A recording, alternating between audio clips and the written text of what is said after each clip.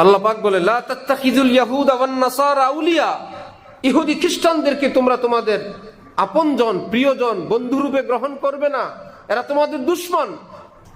তোমরা তো লা ইলাহা ইল্লাল্লাহ পার্টি, এরা এই কালিমা সহ্য করতে পারে না, এরা মুহাম্মদুর রাসূলুল্লাহ সহ্য করতে পারে না, এরা তোমাদের ধর্মের দুশমন, কৃষ্টি কালচারের দুশমন।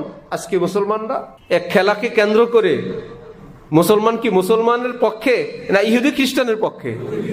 নির্লজ্জ পক্ষ। তাও এর জন্য মারামারি, কাটাকাটি, খুনাখুনি, নামাজ বর্জন, চাকরি শেষ, অফিস শেষ, ব্যবসা বাণিজ্য শেষ, স্বাস্থ্য শেষ, অর্থ শেষ।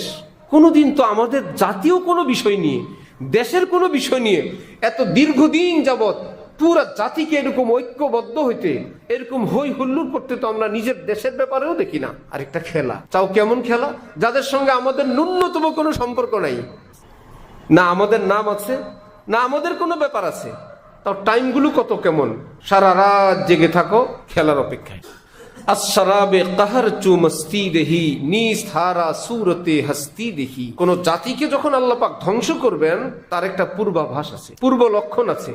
সেটা হলো তুচ্ছ তুচ্ছ জিনিস, অনর্থক জিনিসকে তারা বিশাল ভাবতে থাকবে, এর জন্য অর্থ খরচ করবে, সময় ব্যয় করবে। আর বলে কি আপনি জানেন না কোন দেশে বাস করেন আপনি, এসা খেলা চলছে, মানে তার কাছে এটা এত বড় ব্যাপার। হযরত জালালউদ্দিন রুমি বলেন, এটা লক্ষণ হলো অচিরেই তার উপর খোদার গজব পড়বে, তার পূর্বে মানুষ এমন হয়ে যায়। আল্লাহর আযাব গজব পড়ার আগে মানুষের বিবেক শূন্য হয়ে যায়, সে ভালো মন্দ আর ঠাওর করতে পারে না, স্থির করতে পারে না। কে মা, কে বাবা, কে ভাই, কে বোন, কে আপন, কে পর, কে মিত্র, কে শত্রু, কোনো কিছু নির্ধারণ করতে পারে না।